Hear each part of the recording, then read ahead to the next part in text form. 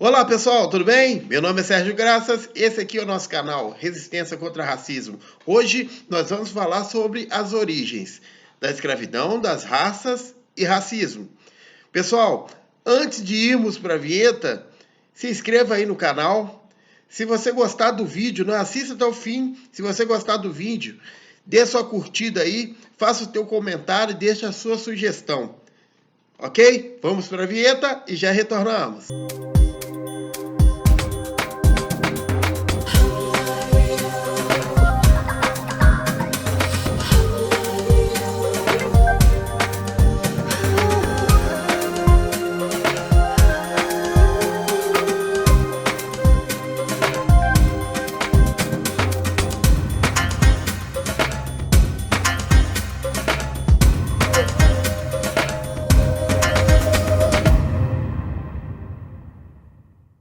Vamos lá, pessoal. Pessoal, para a gente entender, né, a origem da escravidão, das raças, do racismo, é importante a gente conhecer a história. É importante a gente fazer uma viagem no tempo e observar os fatos que levaram a gente ter esse nível de racismo que a gente encontra nos dias de hoje. Desde a antiguidade, né, já haviam, né, alguns escravos, né, ao longo do tempo. Existem alguns fatos na história que relatam a escravidão desde 3.500 a.C. Um exemplo, né, de escravidão que a gente tem, antiga, era a escravidão do Egito. A escravidão do Egito, né, que era, principalmente, você vê relatos dentro da Bíblia, né? Você acompanhar a Bíblia, você tem relatos dentro da Bíblia que o povo hebreu, né, era escravo ali no Egito. E ali no Egito, na época, né, a gente percebe que existia a escravidão, onde as pessoas apresentavam seus serviços, né, em troca de uma dívida, através de guerrilhas, né, que as pessoas que perdiam uma guerra se tornavam escravos, e também seria aqueles escravos, né, que trabalhavam somente pelo seu alimento, eram vistos como pessoas livres, porém ele tinha que exercer o seu trabalho durante o dia. E essa escravidão é bem diferente da escravidão a partir do século XV, que tem um teor mercadológico. Essa escravidão do Egito, embora tenha alguns pequenos relatos de ter também o comércio de escravos, porém não era tão forte como vem acontecer no século XV. A gente analisando a escravidão na antiguidade, a gente tem um outro exemplo que seria a Grécia, né? A Grécia antiga também tinham vários escravos. Lá na Grécia já encaravam a escravidão como algo natural. Tanto é que dentro da Grécia, né, havia aproximadamente 300 mil cidadãos, e esses cidadãos eram divididos, né, entre gregos, né, que era aproximadamente 170 mil, e a outra metade, né, 130 mil, estavam divididos entre estrangeiros e escravos. Então, existem algumas teorias que dizem que dentro da Grécia, as pessoas, né, tinham pelo menos um escravo, então era algo muito normal. Um outro exemplo que a gente pode colocar aqui seria da escravidão greco-romana, né, que eles faziam, né, a diferenciação, né, dos seres humanos classificado entre civilizados e bárbaros, onde havia uma classe superior, que eram os civilizados, e uma classe inferior, que eram os bárbaros. Esse foi um dos passos para o pensamento onde haveriam pessoas propensas a serem escravas, a serem escravizadas. Já no século VIII, os árabes, já convertidos ao islamismo, eles partiram, né, para algumas expansões, né, principalmente ali no norte da África, onde existe ali os países da Argélia, de Marrocos. Esses conquistadores partiam nesse momento para uma batalha santa, onde o objetivo era de converter populações, né, ao Islã, e aqueles que não reconheciam a fé muçulmana eram escravizados. Os indícios, né, do século VII já apontavam, né, uma certa discriminação, principalmente com os africanos, em relação à religião, pois havia, né, vários textos, né, principalmente no Alcorão, que dizia que para que fosse, né, purificado, né, essas pessoas que não acreditavam nessa religião, no Islã, eles necessitavam ser escravizados, né, após isso, serem instruídos, né, a aprender essa religião, porque aí essas pessoas se tornariam puras, né, e posteriormente libertas. Em meados do século XV, os brancos ocidentais, né, resolvem avançar, né, em expansão para as terras africanas. Então eles começam, né, nos seus primeiros contatos não foram contatos assim satisfatórios, porque eles tinham a intenção, né, naquele momento de chegar até a África, colonizar os africanos e ensinar, né, uma nova religião, uma nova cultura para os africanos. Naquela época, então, começa a surgir algumas pseudociências, pseudo-justificativas para que viesse a legitimar a escravidão do branco sobre o africano. Então, o que eles fazem? Né? Começam, então, levantando a questão religiosa, dizendo que os africanos seriam amaldiçoados porque eles teriam, né, a maldição de Cã. Porém, esse fato, né, que ocorreu na Bíblia, tanto cristã como hebraica, que era o fato onde Noé é visto, né, sobre a sua nudez, e Cã, no caso, tinha visto a nudez de Noé, e ele não se... Naquele momento ele não cobre o pai, e quando o pai se recobre, né, da sua embriaguez, ele vai lá e amaldiçoa o filho de Cã, que seria Canaã. Então, quem recebeu a maldição não foi Cã, foi Canaã. Então, assim, erroneamente, né, os ocidentais, né, da época, os brancos ocidentais, eles tinham como se os africanos fossem os amaldiçoados. E não existia isso, porque Canaã, né, foi quem deu a sua descendência aos cananeus, né, que habitaram, né, no que hoje atualmente é a Líbia e Israel. Então, esse fato, né, de querer, né, justificar, né, a sua escravidão sobre os negros, eles vieram com esse argumento, que seria uma pseudo-justificativa. A primeira vez que se ouviu falar sobre questões de raça foi justamente, né, levantado por um francês, né, que era médico, era um antropólogo, que era François Bernier. Ele fazia, né, uma menção sobre as viagens, né, que ele era uma pessoa que viajava bastante, então ele viajou em algumas caravanas, tanto para a Índia como para a África, como em volta ali da Europa, né? Então ele tinha conhecido vários países. Então ele colocava como se através dessa comparação que ele pôde fazer, né, através desse conhecimento que ele passou a ver nos outros países, que o branco ocidental ele se sobrepunha, né, a todas as outras raças. Então ele começou a classificar os seres humanos através de raça. Em 1758, o sueco Carl Linus, que era criador daquele termo Homo sapiens, significa homem pensante, o Carl Linus classifica o ser vivo, né, os seres vivos, em 4 classificações. Né?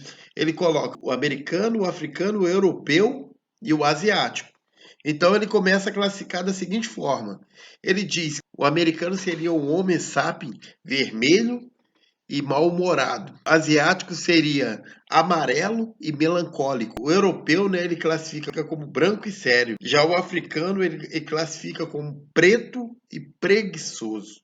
Já no século XIX, surge, né, Charles Darwin com a teoria da evolução.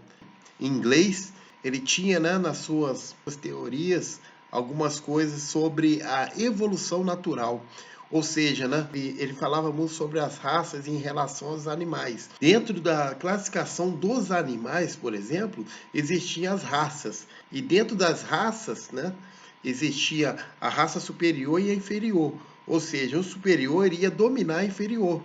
Essa foi uma teoria, e uma teoria bem usada, né, enquanto ela ficava somente para esse campo animal. Porém, seu primo Francis Galton utilizou essa teoria para ele dar andamento na sua própria teoria do eugenismo, que dizia que existia uma classificação de raça humana, que uma raça humana, que seria os brancos, seria superior às outras, e que ele não poderia se misturar para que ele não viesse, né, mudar o curso da evolução natural dos humanos.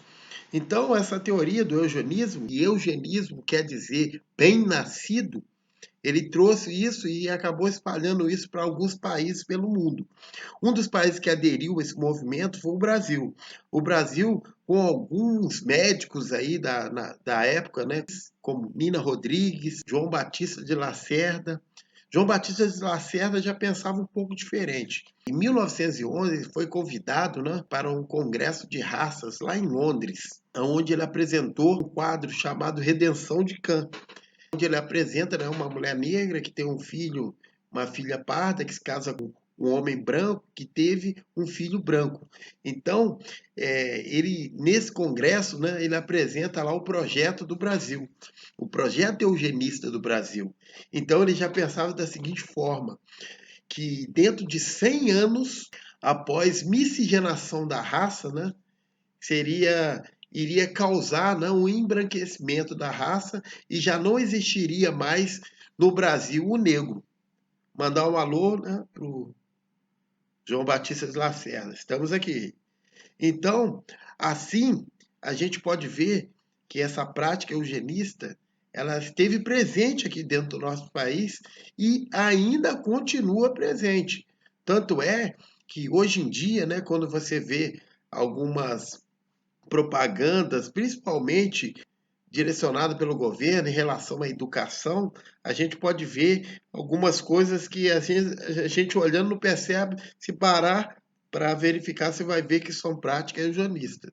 Por exemplo, essa foto que foi utilizada pelo governo ultimamente, né, para divulgar, né, um projeto aí do governo de educação, ele coloca, né, essas pessoas, né, que vão aparecer aqui agora, que não retratam, né, a população que a gente tem dentro do Brasil.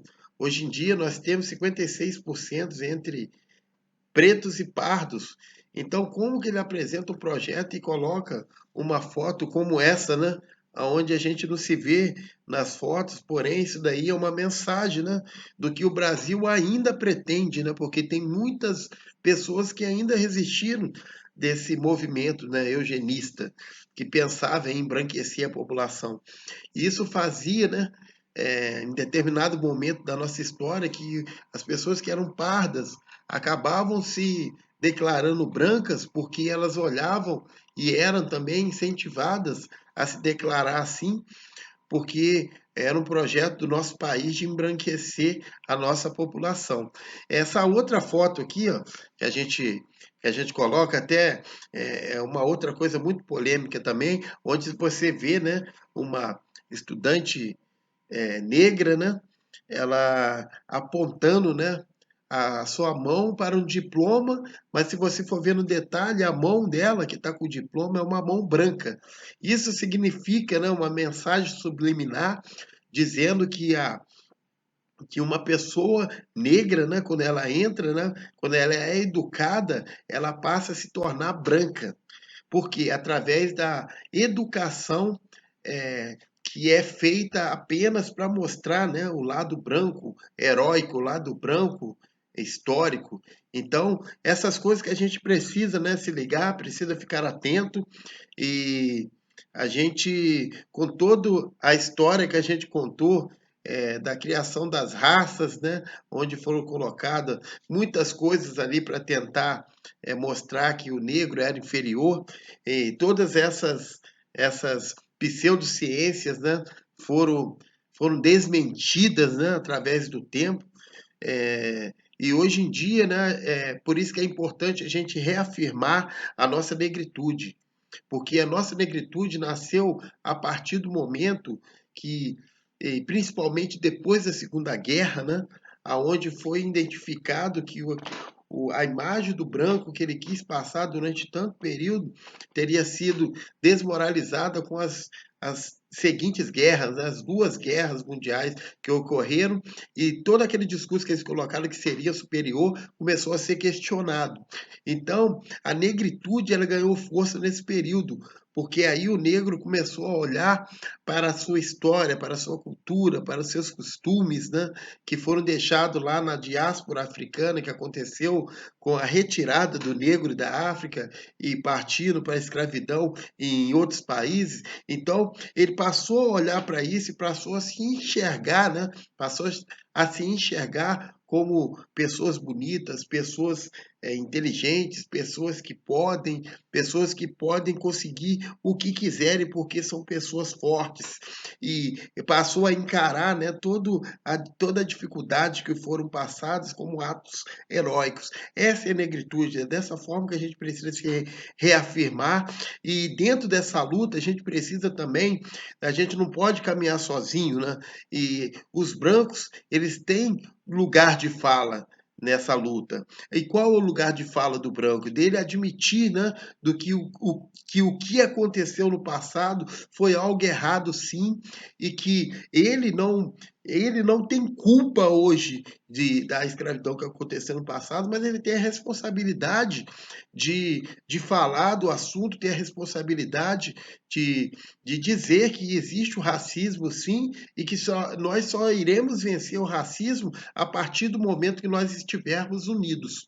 Assim, com o lugar de fala que o branco tem e o lugar de fala que o negro tem também, porque ele sofre na pele o racismo, assim a gente consegue uma unidade para que a gente possa vencer o mal chamado racismo. Pessoal, se vocês gostaram do vídeo, dê sua curtida aí, se inscreva no canal, é importante se inscrever no canal. Pessoal, no nosso canal seremos sempre resistência.